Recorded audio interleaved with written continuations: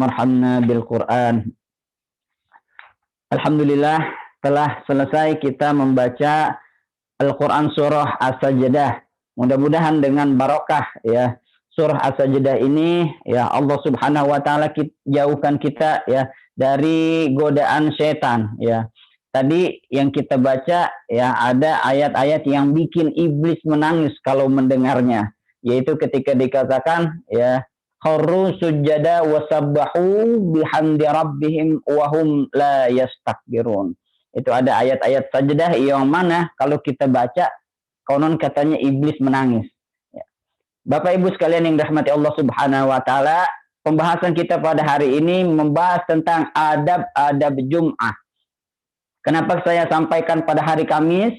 Ya karena adab-adab Jumat itu ya bisa dimulai sejak asarnya di hari Kamis. Ya jadi nanti yang saya sampaikan ini ya terkait tentang pelaksanaan sholat Jumat, persiapan ya pelaksanaan sholat Jumat itu sunnah-sunnahnya atau adab-adabnya bisa dilaksanakan semenjak asar ya selepas sholat asar di hari Kamis sampai nanti menjelang sholat Jumat. Bismillahirrahmanirrahim. Allahumma salli wa sallim ala sayyidina Muhammadin al-Fatih lima ughliq wal khatimi lima sabaq nasiril haqqi bil haqqi wal hadi ila siratikal mustaqim wa ala alihi haqqa qadrihi wa miqdarihi al-azim.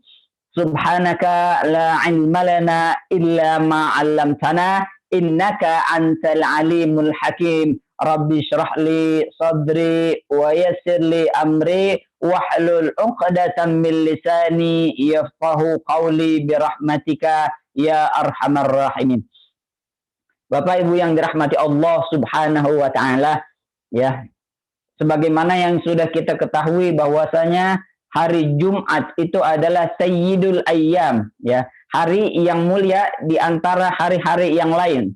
Bahkan dikatakan ya hari Jumat itu adalah harinya yang dikhususkan bagi kita umat Nabi Muhammad Sallallahu Alaihi Wasallam. Kalau umat-umat terdahulu punya harinya masing-masing. Ada yang hari kebesarannya itu hari Sabtu. Ya umatnya Nabi Musa itu hari kebesarannya hari Sabtu. Ada juga umat yang hari kebesarannya hari Minggu. Tetapi kita umat Islam, umatnya Rasulullah Sallallahu Alaihi Wasallam, hari kebesaran kita Sayyidul Ayyamnya adalah hari Jumat. Maka dari itu ada amalan-amalan, ya, ini bukan termasuk pembahasan kita, bisa kita bikin satu pertemuan lagi, amalan-amalan nanti yang sunnah-sunnahnya khusus di hari Jumat. Misalnya memperbanyak sholawat, ya, memperbanyak sedekah. Sebab apa? Hari Jumat, sedekahnya di hari Jumat, itu pahalanya dilipat gandakan ketimbang kita sedekah di hari-hari yang lain. Inilah keistimewaan hari Jumat. Namun pada kali ini, kesempatan kali ini saya akan membahas adab-adab Jumat ya yang terkait tentang pelaksanaan ya persiapan pelaksanaan sholat Jumat. Ya ini penting kita ketahui utamanya untuk kaum laki-laki, bapak-bapak sekalian, saudara-saudara sekalian. Namun perempuan juga perlu mengetahuinya ya karena nanti perempuan punya suami ya, bapak ibu ya punya anak ya itu juga punya anak laki-laki, penting kita didik anak kita tentang terkait adab-adab sholat Jumat ini. Dikatakan di dalam ya kitab Maraqil Ubudiyah. Maraqil Ubudiyah ini karyanya Syekh Nawawi Al-Bantani. Ini salah satu ulama Nusantara yang kebanggaan kita, yaitu kitab ini merupakan syarah atau keterangan ya penjelasan lebih lanjut dari karya Al-Imam Al-Ghazali, yaitu kitab Bidayatul Hidayah. Jadi ini ya penjelasannya, uraiannya dari kitab Bidayatul Hidayah. Ini saya nukil ini karena kitab ini lumayan detail ya, lumayan detail membahas hal-hal ya terkait adab-adab. Yang mana kita ketahui Al-Imam Al-Ghazali merupakan tokoh tasawuf banget. Jadi karya-karyanya Al-Imam Al-Ghazali kalau kita baca semuanya pasti mengandung unsur-unsur tasawuf. Ya begitu juga di karya Bidayatul Hidayah ini, meskipun genrenya fikih, tetapi fikihnya fikih tasawuf ya. Ini luar biasa. Nah, saya menukil di kitab Maraqil Ubudiyahnya karena penjelasannya lumayan detail. Bismillahirrahmanirrahim, dikatakan i'lam andal jum'ata idul mu'minin, bahwasanya hari Jumat adalah hari rayanya bagi orang-orang mukmin ya. Dan dikatakan juga afdalu, ya, dia itu lebih afdal, lebih utama daripada idain. Ya, jadi hari Jumat itu ya menurut Allah di sisi Allah Subhanahu wa taala itu lebih utama ketimbang hari raya Idul Fitri dan Idul Adha. Adapun hari Arafah dikatakan hari Arafah itu lebih utama daripada hari Jumat. Jadi kalau ada tingkatan-tingkatannya, yang lebih utama adalah hari Arafah, kedua adalah hari Jumat, yang ketiga adalah hari Idul Fitri dan Idul Adha. Maka dari itu betapa agungnya hari Jumat. Bahkan harusnya kita lebih mengagungi, lebih bergembira hari raya Idul Fitri dan hari raya Idul Adha. Sebab apa? Itu hari lebih mulia, ya. Nanti kalau kita mau bahas kemuliaan Jumat, boleh nanti kita lebih satu sesi. Tapi kali ini kita bahas adab-adabnya. Ya, ada 7 adab ya di dalam kitab tersebut ya yang bisa kita lakukan ya mulai dari mulai hari Kamis selepas ba'da sholat asar ya. Jadi yang dimaksud asyiyatal Khamis bukan waktu isya di hari Kamis ya, tetapi sunnah-sunnahnya, adab-adabnya bisa dilakukan semenjak waktu asar ya di hari Kamis. Mana yang bisa dilakukan duluan, ya kita lakukan duluan. Pertama, apa yang dikatakan di kitab itu? Syekh Nawawi menjelaskan yang pertama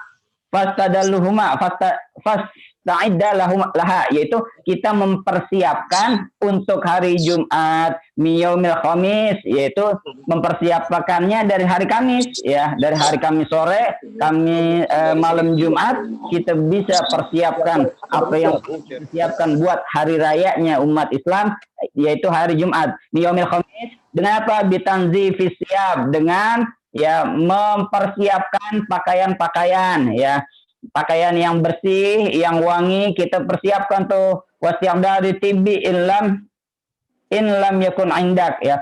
Ya, kita persiapkan ya pakaian yang bersih ya. Sunnahnya adalah pakai baju warna putih.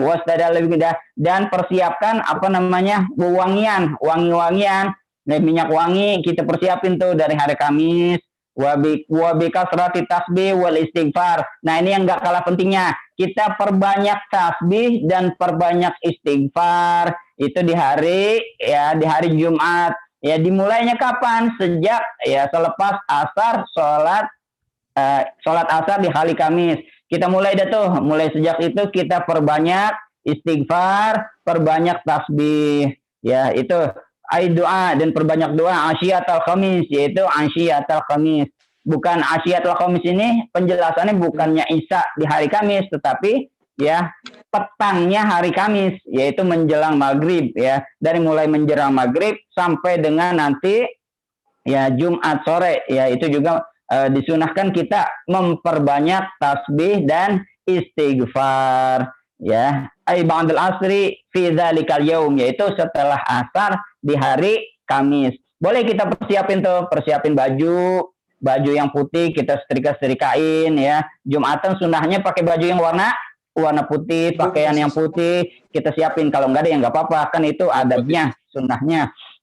Yang kedua ya, selain mempersiapkan pakaian dan lain sebagainya, apa? Di dalam kitab dijelaskan fa'antalaka alaika subh fastaghsil ya, maka yang kedua adalah sunnahnya adalah mandi di hari Jumat ya. Kapan? Dimulai ketika ya terbitnya subuh ya, terbitnya fajar di waktu subuh ya. Jadi subuh kan itu pertanda subuh adalah terbitnya fajar sodik.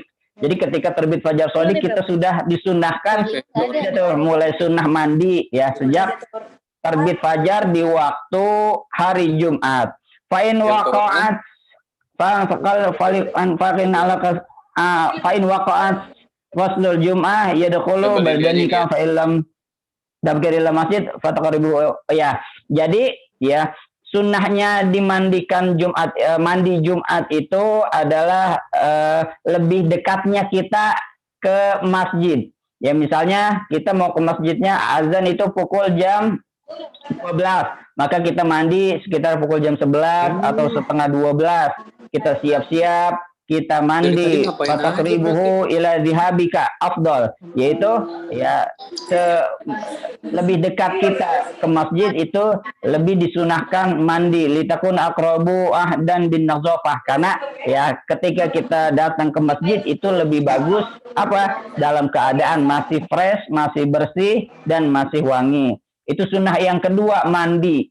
Sunnah yang mandi ini ya bukan cuma untuk laki-laki, tetapi perempuan juga ya dikatakan di dalam beberapa kitab dikatakan juga sunnah bagi perempuan. Ini amalan ini bukan cuma buat laki-laki, tetapi perempuan juga disunahkan mandi sunnah di hari Jumat. Kemudian apa? Yang ketiga dikatakan di kitab itu summa tazayyana bisiyadil baydi fa innaha ahabbu siyab ila Allah taala liqauli sallallahu alaihi wasallam albisu min siyabikumul bayad fa innaha min khairi siyabikum wa kafinu fiha mautakum. Nah, ini yang ketiga adalah sunnahnya memakai pakaian yang berwarna putih ya. Kalau kita punya baju koko, punya gamis warna putih, itu pakai di hari Jumat.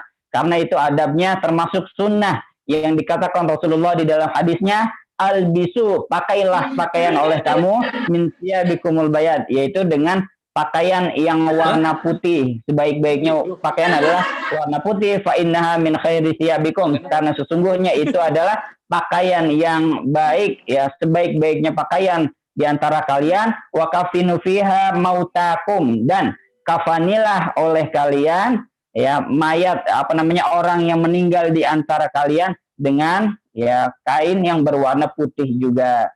Ya, jadi kalau untuk ibadah memang bagusnya ya berdasarkan hadis ini adalah memakai pakaian yang warna putih. Maka kita sediakan ya, semenjak Kamis kita siap-siapin tuh pakaian yang warna putih ya, kita siapin, kita setrikain. Kalau masih kurang bagus ya kita kasih wangi-wangian ya. Kita pakai warna putih untuk nanti sholat Jumat. Wastamil minatib atyaba indak, dan gunakanlah ya wangian, minyak wangi, parfum ya yang bagus yang Anda punya ya. Atyaba min ma indik, yang kalian punya. Pakai ya, kalau kita punya pakaian parfum yang bagus ya kita pakai khususnya di hari Jumat.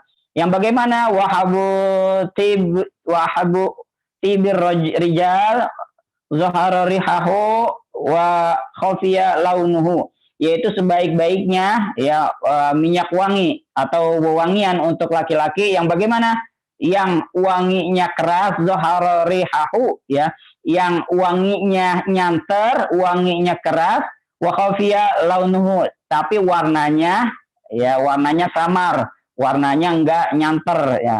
Jadi sebaik-baiknya parfum buat lelaki itu adalah yang wanginya luar biasa, yang wanginya nyanter tetapi warnanya tidak kelihatan. Kalau perempuan sebaliknya, wa tibun nisa ma zahara launuhu wa khafiya rihahu. Yang kalau perempuan ya yang wanginya rada kaleman ya, yang wanginya rada kaleman tetapi warnanya kelihatan. Nah, kira-kira itu perbedaannya. Dijelaskan di dalam kitab itu.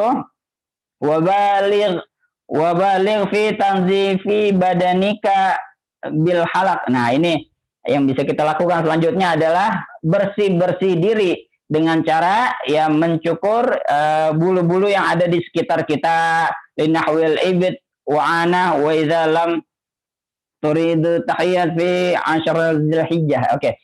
Yang kita cukur tuh yang bisa kita termasuk sunnahnya juga ya. Kita mencukur ya bulu-bulu yang ada, rambut-rambut yang ada di tubuh kita, di antaranya adalah ibad, yaitu mencukur bulu ketiak misalnya, itu kan dikatakan juga wa'ana, dan mencukur bulu kemaluan itu juga sunnah, bisa kita lakukan misalnya setelah asar di hari Kamis, misalnya kita nggak sempat, misalnya hari Jumat kita kerja ya kan, nggak sempat potong kuku, nggak sempat potong ini potong itu, maka kita bisa lakukan malamnya atau sorenya, kita bisa lakukan idalam turid at-tadhiyah fil asr ya, kecuali hari Jumatnya itu adalah bertepatan hari Jumat di bulan Dzulhijjah ketika kita mau berkurban. Nah, kalau kita mau berkurban di bulan Zulhijjah, maka sunnahnya kita nggak boleh potong sesuatu yang ada di tubuh kita. Ya, kalau kebetulan itu hari Jumat, kan sunnah Jumat memotong nih. Kebetulan kita mau kurban, maka jangan ya, sunnahnya itu adabnya itu ditinggalkan ya. Tetapi Jumat-Jumat yang lain yang bukan di bulan Zulhijjah, kita boleh melakukan tanzifu bil halaq ya, ya mencukur bulu yang ada di tubuh kita. Selanjutnya apalagi wal qasu, dan memotong kumis. Mencukur kumis itu juga adab-adab di hari Jumat. Ayli syaribihi, memotong kumisnya ya. Sampai bagaimana memotongnya caranya? Hatta yabdu hamrata syafrah. Hamrata syafrah wa yukrahu ya. Yang sunnahnya adalah ya, dikatakan di dalam kitab itu ya, menggunting kumis ya, menggunting kumis sampai ya tidak sampai kelihatan bibir yang merahnya itu. Ya, jadi kumis itu jangan sampai gondrong, jangan sampai melewati melewati bibirnya itu. Jadi bibirnya harus kelihatan ya, bibir harus kelihatan, jangan sampai gondrong menutupi bibir. Itu batasan kumisnya.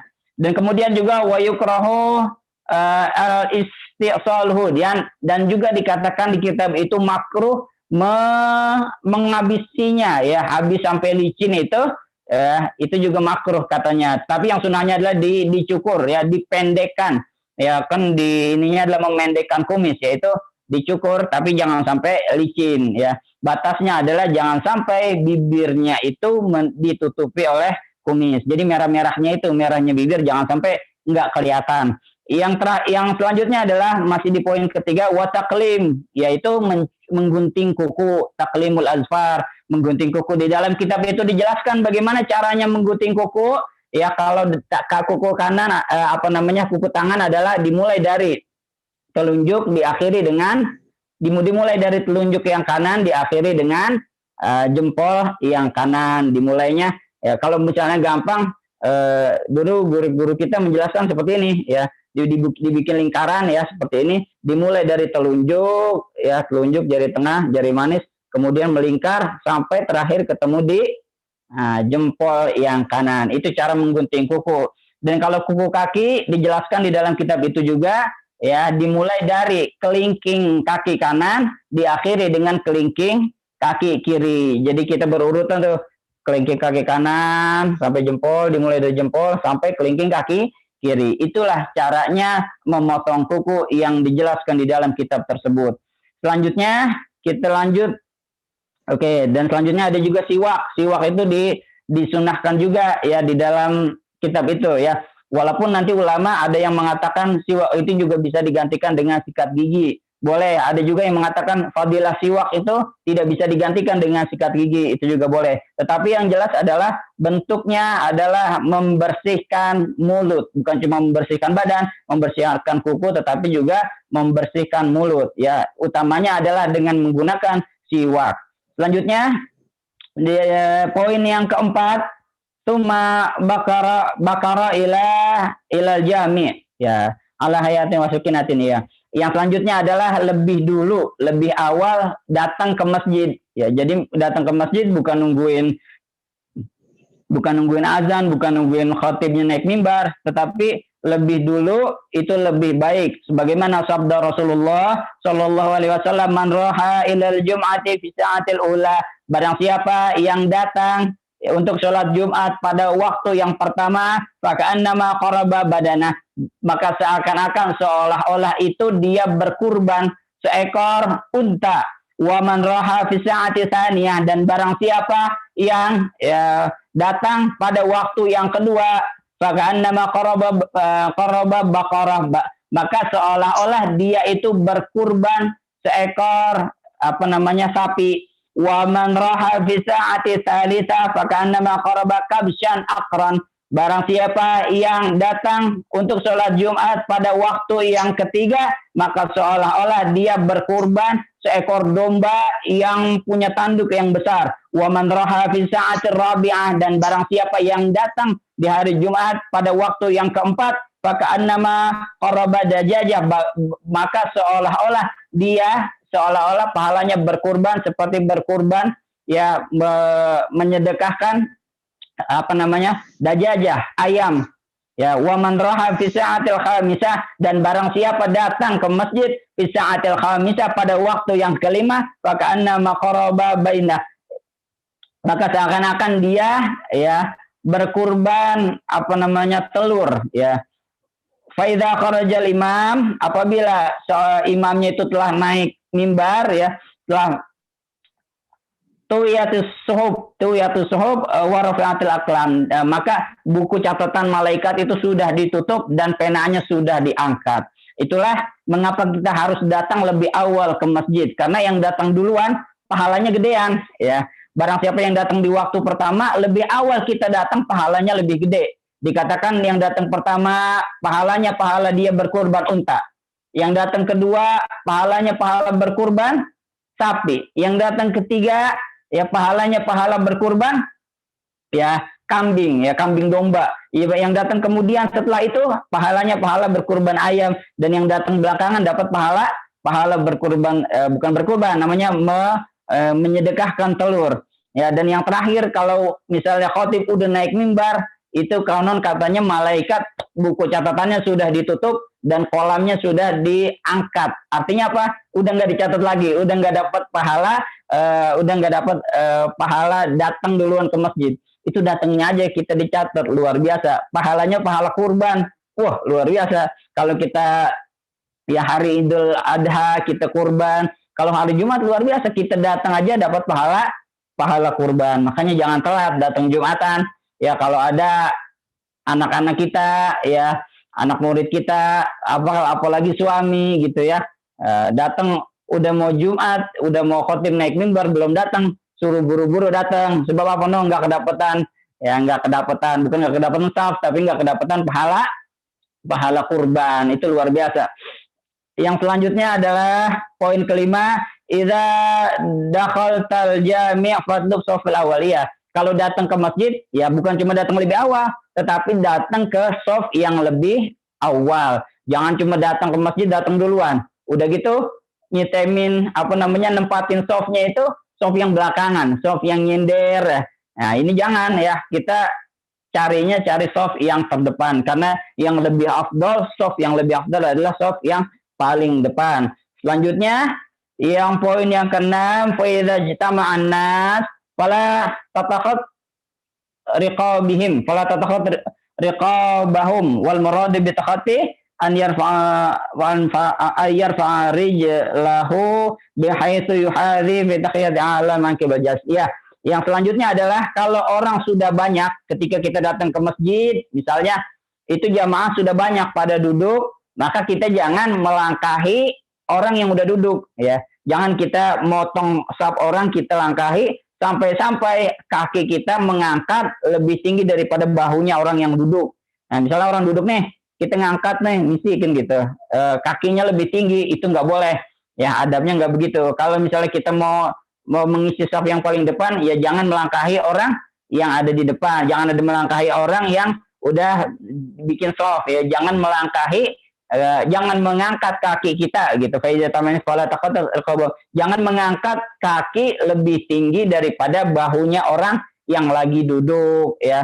Maka lebih baik kita ya mengisi shaf yang kosong ya, kita cari jalan yang kosong ya, jangan melewati orang yang sedang duduk dengan mengangkat kaki. Seperti itu. Yang terakhir, wala tamurra baina yadaihim wa hum yusallun. Nah, ini yang paling nggak boleh sebetulnya, yaitu jangan kita lewat di depan orang yang lagi sholat. Misalnya kita udah datang, jamaah atau udah penuh, ada orang lagi sholat, kita mau lewat ya, jangan, kita tunggu sampai orang itu selesai sholat. Sebagaimana sabda Rasulullah Shallallahu Alaihi Wasallam, lau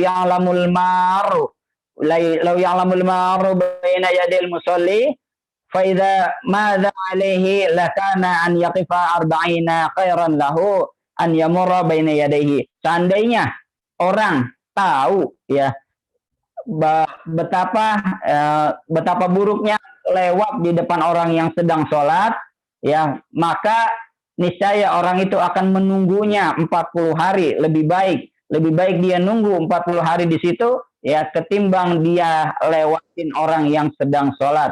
Ya, itu juga ya, jangan juga kita melewati orang yang sedang sholat.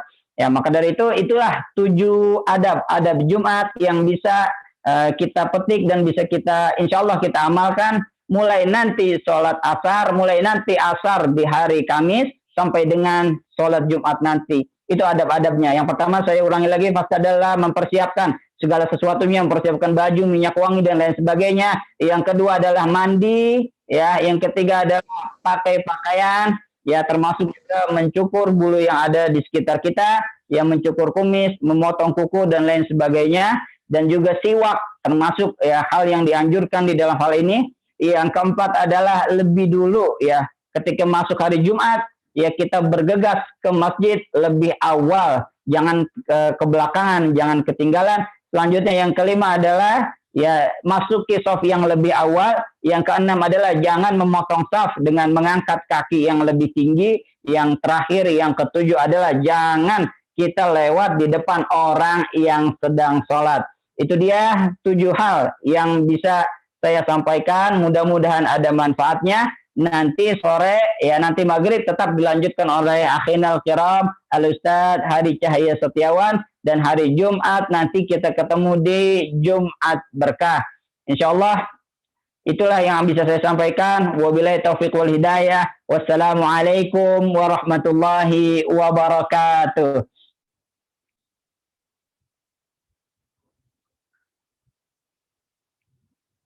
Oh iya, masa